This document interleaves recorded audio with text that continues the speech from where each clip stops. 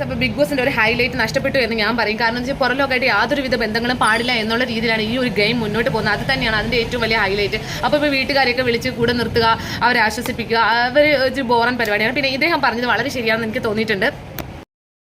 ഇപ്പോൾ ഇയാൾ ഈ വന്ന് ചെയ്തത് അയാളെ വാപ്പ വന്ന് ചെയ്തിട്ട് പോയത് സത്യം പറഞ്ഞാൽ ഒരു ലൈഫ് സേവിങ് പരിപാടിയാണ്. ബിക്കോസ് അത്രയ്ക്കും നെഗറ്റീവാണ് പുറത്ത് പുള്ളിക്കാരി. എല്ലാവരും പുള്ളിക്കാരി ചീത്ത കളിയാണ് എവൻ്റെ അടുത്തുള്ള ഇത്.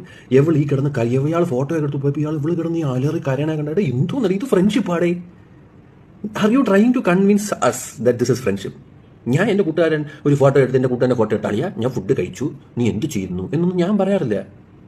സത്യം പറഞ്ഞാൽ ഞാൻ ഇത് ചെയ്യാറുണ്ട്. എൻ്റെ വല്ല റൊമാൻറ്റിക് ആരെങ്കിലും ഉണ്ടെങ്കിൽ ഞാൻ ചെയ്യാറുണ്ട്. അല്ലാത്ത പക്ഷേ ഞാൻ ഇങ്ങനെയൊന്നും ആരും ചെയ്യാറില്ല. ഇത് ഫ്രണ്ട്ഷിപ്പ്. എന്നാൽ പിന്നെ ഞാൻ തുറന്ന് പറ.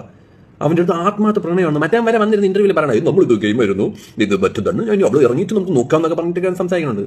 ഞാൻ പറഞ്ഞേ നീ വെളി ഇറങ്ങിയിട്ട് ഇത് ഫേസ് ചെയ്യാനുള്ളതാണ്. അതുകൊണ്ട് എത്രയും ത്രില്ല് നശിപ്പിച്ചുകൊണ്ട് അത്ര നല്ലതല്ല, ബോറാണ്. I don't like.